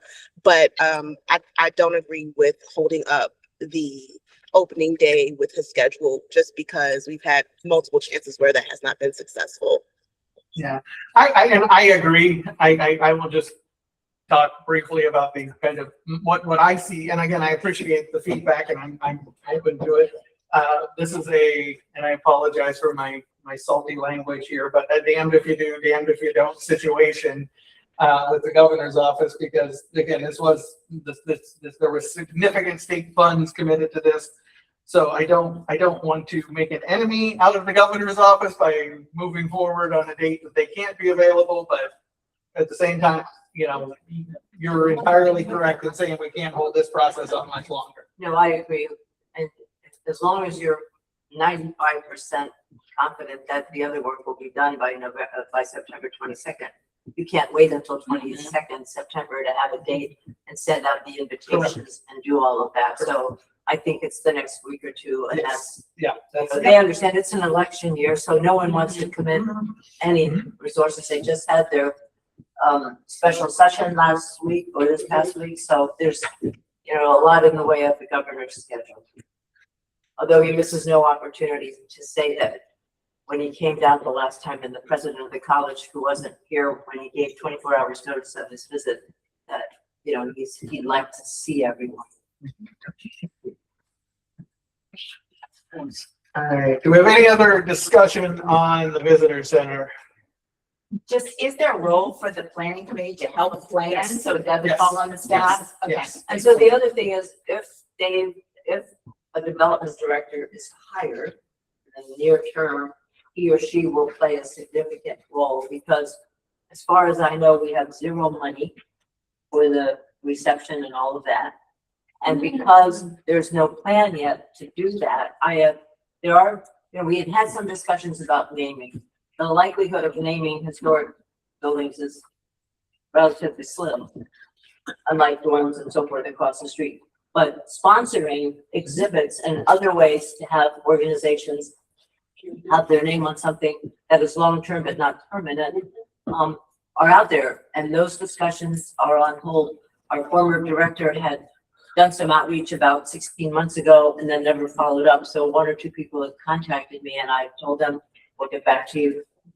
Since the visitor center has been delayed, we have a little bit of time, but there's actually a company that might be willing to be a substantial sponsor of an exhibit, but we just don't have anything to tell them yet.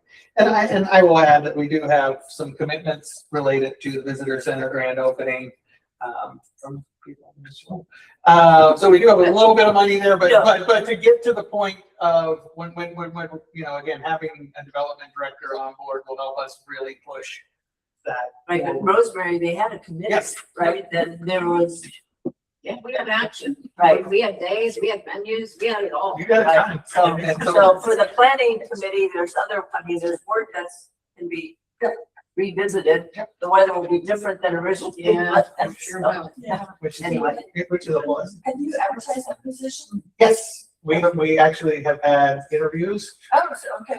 and there will be, Making an offer then. there, I can neither confirm nor deny. So the answer is yes, he's hoping to hire. Yes, we should have someone there by September, I would say that. Ready to go. Hearing no more thoughts on that, I do want to talk about the Maryland Dove travel plans. We did have a wonderful visit to Baltimore, and Norfolk. I believe there's like trophies out here for how well the trip was received in Norfolk. But we did receive a request this fall, I'm sorry, this summer. We're still in the summer, aren't we? This summer for the Dove to participate to be chartered for a conference at National Harbor in September. We do get calls like this from time to time, and usually people think that it's a $500 fee. It's not. I mean, we have to get the crew there and all of that. So we worked with the company to identify what they wanted. They are willing to pay a fairly substantial amount of money to charter the Dove for their event. And we are in the process of doing that. Now, that being said, this was kind of a one-off. This is not something we've done historically, but I do, number one, I'm happy to answer any questions about this endeavor. And then number two, I would love to have a conversation about future use of the Dove for these types of purposes that, you know, again, that are going to be beneficial to the museum, but at the same time could potentially take the Dove out of exhibit for our visitors. So, but we have, you know, we want to make sure that we're not doing, number one, we're not doing this at cost. And number two, we're not doing this to lose money. This is an opportunity for us to have some additional funds. I think in this particular case, it will be, I guess it's more of a $10,000 or more, depending on the size of the size of the crew that goes up there. This isn't for everybody. No. This is for the rich people. It's generally a corporate thing, and Davis made a commitment. Elena's office is going to review it before it's signed, or have you done that? Actually, it's done. So yes. Okay, good. Yeah. What's the conference? It's a defense related company, and so it's going to be an event. They're chartering the use. They're not taking it anywhere. It's going to Gotcha. be part. But we don't have a protocol going forward, and that's what we have to establish, so that any interest in it, this is the protocol, because there are organizations you would not ever want to associate with, so you have to be extremely careful and look at the overall effect on the museum here, because it's several days to go up to DC and it's been I will add that we are not, because this is because of the charter usage of this, we are not making the crew sleep on the boat once they get to National Harbor. The contracting party is actually paying for their hotel room, which they are just so excited about. Oh, yeah. Like, a Motel 6 this time. Motel 6 this time. But And is that something you'll coordinate with your education people Yeah, we absolutely, we talked with them about this. I mean, this was, I did not make this decision unilaterally. It's good to. And we'll bring it back to the full commission Yeah. before. Right. I have heard nothing but total lauding for the crew and all the events on it from people here and uptown, and I think it's an asset that we should really. I will add that I met with the people contracting it on Wednesday. Sorry, I don't look at Portia. She knows my schedule better than I do most of the time, but I had Angela was off on Wednesday, and Jeremy Hellerson was there, and you know they saw our crew in their daily linen attire that they wear down here, and they were like, "Oh, that'd be so cool if you guys could wear that there." And Jeremy Ben was like, "We are not monkeys. We're not, training to be your people. We're going to be in our crew shirts." And we are there to help you We're interpret. advertising St. Mary's City, right? We are there to help you interpret, but anything beyond that is up to you. We will help you set up. Oh, for another 10,000.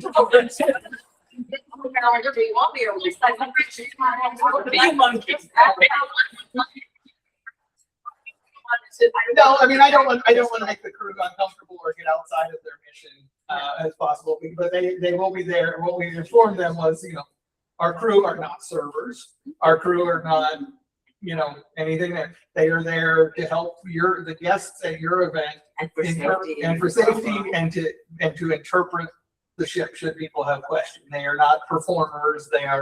These are trained people, and to your point, are all wonderful. I mean, Well, you could ask if they wanted to pay another $5,000. Absolutely. Or stick it out, so you know, And it will be at National Harbor, so it will get attention at being there. And just for those of you who are interested in tall ships, this opportunity kind of fell to us, and I think it's a good lesson to hear. Is the tall ship Providence out of Alexandria had originally been contracted to do this. They went out of business in June because they were significantly in debt and could not continue to operate. So I do want to make sure that we are constantly thinking, and I know this commission is thinking about revenue, and so that we don't run into that problem, because they were, from what I understand, they were about $2.5 million in debt and just could not continue operations in any way. Where's their ship going? Probably auctions, right? There's some discussions about a merger with another museum, potentially, not ours. What year does it interpret? I believe it's an 18th century vessel. Yeah, that's interesting, because as you were talking, I was thinking, well, maybe we need windows, down the road. No, right, because that's what we've always, that was the whole, that's how we got wrapped around the axle with the old Dove. We have something here, even if it's on land, because when the Dove is gone, sometimes for weeks at a time, it's a huge disappointment for people who visit the site. But it's exciting to get the press and so forth. I did want to make one comment about the crew, is that for Governor's Cup last week, my husband and granddaughter were on for one of the 5-hour ships where very few boats came through because there was zero wind. And Bill couldn't stop talking about how amazing Angela and the crew were and how helpful they were, and just really great to work with. So thank you very much for the support for Governor's Cup. 2 ships. Lucille will figure out the money. I have a draft email I'll share with you. To the executive director of the Tall Ship Providence. I have not had the heart to send it, nor the knowledge, nor going through the budget, the money to necessarily engage in that conversation. But it's worth having it and seeing what's there. And I will add one other boat related story. We had and I'm going to blank on the name of it right now. It was a tall ship that was kind of traversing the East Coast during all of the Sail 250 events, had reached out to us about docking here. I had an opportunity to connect with their captain, and they agreed on a Monday, and it was a Monday, right? Yeah, it was a Monday. We opened for our membership to go visit the Bowden while I was here, and I want to continue to do things like that when we have these unique opportunities. That wasn't the American, you had a Maritime Academy. That was Okay. that was the main Right, so it wasn't, so it was a state, it's Bowden, but it's from Maine Maritime, is that right? And Joe, I want to just point to him, and because this is just weird to see me see Joe in a suit like this. Undertaker. I'm not going to say that about Joe,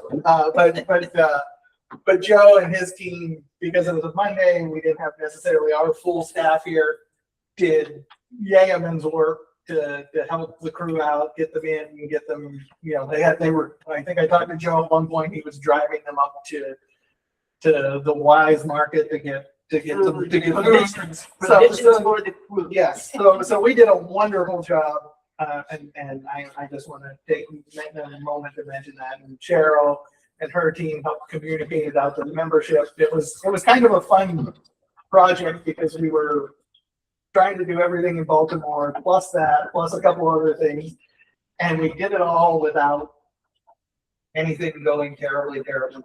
So, I have a question on National Harbor. Is there an opportunity either the day before or the day after to have open tours and to promote that? Because a lot of the people who go to National Harbor might not be people who've driven down to St. Mary City. So we have to work that directly with the folks at National Harbor, not with this company, because they only go. Correct, but they're paying to get it there. They're paying to get it back. You already have it there. I don't know if it's possible with the staff, but it would be an opportunity to have a lot of other people see the ship. You have to say, Oh, oh, they it's don't. ready then. And I would think they'd want us to pay, that they would appreciate it, but I don't know that. They might even offer money to have that as something that they promote, the Gaylord Hotel, for example. Yeah, or the Peterson companies, whoever would be there, I don't know. But it's worth exploring because it would If be an there's time, opportunity. yeah. yeah, make it out of that and see what we can do. I will say that I know, and I don't have the calendar in front of me. I do think that we need to share. I think you heard. We need to have it back by what, the 19th, or what was the date that we needed to make sure it was back by? Oh, because it's doing a passenger sale? Yes. There was something like it. The timing worked out for this one perfectly, and Angela's convinced that depending on the weather, you know, we can have the ship off display for not as many days as we had planned, because they would sail Sunday morning, Saturday night, or Sunday morning to National Harbor for an event on Monday evening, and then be able to get it back here Tuesday or Wednesday. But one of the things that I want, as we're thinking about this protocol, and you know, as we're doing double travel and is the idea that, you know, where can we dock along the way, and will they let us throw a little party there for people who maybe we don't get to normally reach, you know, and again, sailing up the Potomac, I am not a sailor. I've only recently figured, I can now confidently say which one's the bow and which one's the stern. But you know, are there places that we could, when we're traveling like that, as we're in docks or in marinas, can we ask them politely to have an opportunity for people to engage with the ship as a way to encourage them to come and visit St. Mary's or give us money? And that's, Yeah, I just double checked. The dates that will be gone are the 12th through the 14th, which is actually a Saturday, Sunday, Monday. So we would only be impacted for that Saturday. But it does have, they have a sale on the 19th, which is Saturday. So thank you, Cheryl. I mean, it's summertime. Yeah. What month is it? September. And I will say that I haven't confirmed this yet or not, but Jeremy may or may not have shamed me into going with them. oh, well, maybe we should talk about that. In case you're seasick or something, it wouldn't be a good look. I don't get seasick, but I just, but I also enjoy comfort. Open the galley. So we'll just get rid of those little habits that they had so that you can be in period. So I will add that since he's not here, if things go poorly, if I do go, Travis still does have his name badge that says interim executive director. So when they throw me overboard, that's okay. Boston City. Dave, anything else to report? I think that is pretty solid. Again, any questions people may have, I'm always happy to answer. And we try my darndest to be responsive to all of you. And I will just add that if I'm not quickly responsive to you, send me another email and I'll promise I'll get right back to it and apologize. So Always copy Portia. yes, that's a great idea. So this moves us to new business. Is there anything anyone wants to bring up?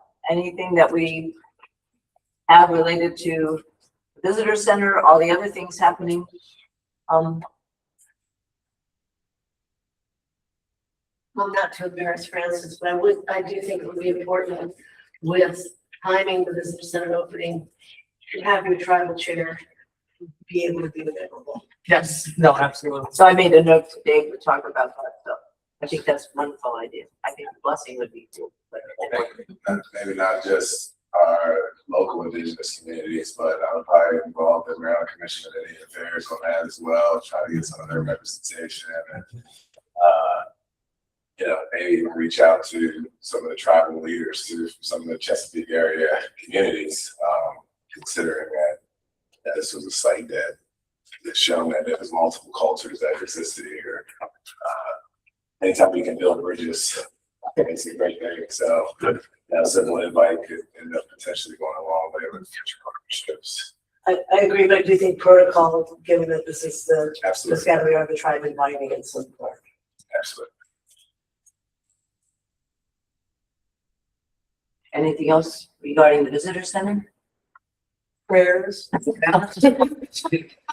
So I think that looking at finalizing a date before the end of August in order to give us the time that we need to do the invitations and have the timing for that. And what you had planned originally was a soft opening. So the invitation that we went out that we rescinded was for Monday night or something, and you were going to have a series of events and then a public opening on Saturday or something like that, and that's still the plan?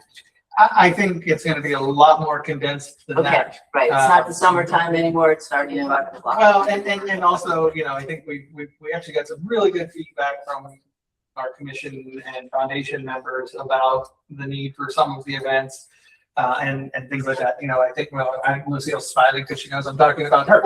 But, the idea that we didn't need a media day. The day the media is going to want to come is the day So if you have something to, when you're looking at the date at the end of the month, it will include however many, whether you're gonna have a separate date for 1634 and others, commission members and friends, and then the rest of it. It's the sooner for planning purposes, the better. And maybe we can give Dave some cover here, right? So, he's waiting for governor.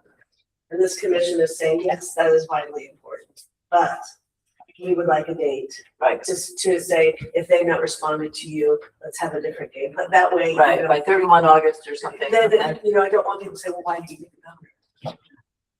Well, because you could make all the plans and then the governor cancels at the last minute. Better that his plans suddenly change. And we could also ask, Standing Hoyer for some help with this. Oh, absolutely. And with that time. All of them. Right, but I mean, Standing in particular, is the one who's got, let's see here. Great. Yeah, sorry about that. I had to go to use the facilities there. Speaking about the soft launch there, initially there, the tribal council, those that actually have worked on this project here for the visitor center, all of those individuals there, and the elders council as well, and some of our elders were a part of that initial group for that.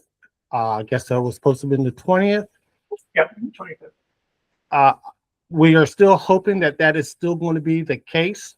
And in doing so, I just want to make sure that I have ample amount of time to be able to ensure that we can get on everybody's schedule will be conducive to this right here. Okay. Yep, no, absolutely. And I will just say that, if they were invited before, we're not removing anyone from that list for kind of the pre-opening. It just may be a day or two before, not 5 days before. Because again, we need to be cognizant of dollars and cents and also overkill of opening. And I understand all of that. I just wanted to make sure, I wasn't concerned that anybody's name was going to be dropped off. Once again, we're going right back to this initial concern, the actual date. Yes. Right? So that's what I want to make sure that my community is able to adhere to that date. Logistics there's some elders there, they don't drive now, right? For some reason, the state wants to take their driver's license from them because they can't pass the test, right? It's important that they be a part of that process. Yes. And this acknowledgement here of the work to show a collaboration. This has been many years into the working here, so with all of our due diligence here, we were able to achieve, a very monumental and a significant product here for everybody to be able to enjoy and share. So just wanted to emphasize on that. That's all. No. And to Chairman Gray's point, again, we may want some considerations about that soft opening versus do you want everyone that's most important at the actual opening capacity? Can people do two soft opening? Can be more of a fun. So you're gonna look at that and tell us, right? Yes. Yeah. And then again, in my brain right now, I certainly think that, I think, and Rosemary was on, she was on our committee and was joined towards the middle of it. I joined and disrupted. In the, as everything was falling apart. I will say that I think that, we were maybe a little too ambitious with the number of events and things like that. We need an event for the people who were intimately involved in the creation of the museum, which includes this commission, which includes tribal leaders, which includes everyone who worked on this, and donors. But I don't see this as a week-long celebration. I think it's a day or two, and then we're open, and then we start collecting revenue. What's the museum's capacity? How many people can be in there? It's ridiculous, frankly. At the meeting room or the building? The building. The building, like fire. I have the fire certificate. Would you like me to look at it? In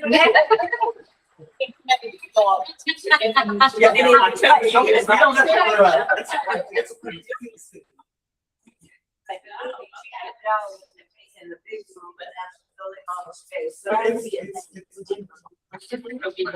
Oh, no. We're putting it The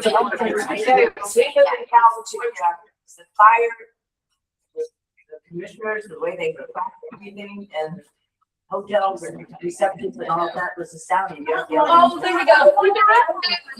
Yeah. No. That was by the county. Yes, this is by the fire marshal. It's way more than I thought. Wow. Have to be on somebody's shoulders, doubly up. So I would suggest whenever the exhibit is completed, we ask them. Yeah, I was gonna say. I don't think that if it's, that'd be like being in a phone. Yes. Nice thing. Well, Get in trouble. But it was watching our own sort of, we said the pool and something. That's right, that's the only thing. And so, any other final comments, under new business or last call before we adjourn? There's one other thing about visitor center. Sorry. No, that's why. So when, I think you should, if tell them that you need them to get back to you by certain point. They don't, and you think that's very good for you all. That's, right. But then you also have the option of still getting people. So if anything you can do to help. I think I had a conversation last night with Mary Blair, and we were talking about this same issue from the foundation side. She you know, she made a valid point that, you know, maybe this is a good opportunity for one of the cabinet members that might be the governor in 2030, might want to run for governor. Well, you'd want to invite all those Oh, people. anyways, yes. Anyway. So we'll see where it flows out, but I understand everyone's frustration, and I just want to make sure you understand that I share it. And I'm working towards getting it resolved. So I want to thank everyone on the St. Mary City staff. All the work you do, all the extra hours you put in, all the surprises that you're presented with. Special thank you to Portia for all her help in putting together the executive committee meeting and this meeting. Hybrid events are very challenging, and I apologize to all of you who are virtual that we're so busy talking here that until Victoria says, all right, Francis, you can't spin up for 5 minutes or whatever. So we'll work to do better at that. And then to thank all of you. This meeting wasn't on our schedule. We managed to come up with a date with the quorum. We didn't have to vote on anything today, but there's simply so much going on. Yeah. And so many unknowns that the more we are engaged, we all learned a lot about the hotel today. That was a lot more about the challenges with regard to the visitor center. The foundation is working hard, and with a new development director, we haven't had any fundraising for a very long time. So fundraising is great and fundraising is great. And that 1634 society that gives us unrestricted dollars, and having an opportunity to get beyond the visitor center and think about the fundraising and that's involved for the education center and what that will mean, as well as the renovation of the auditorium, which is going away one chair at a time, right? And so anyway, so thank you all. Thank you. And Thank you for your leadership. have a great weekend and rest of the summer. Thank Yes. you. Thank you. There any way you don't- Adjourn? Oh. Yeah.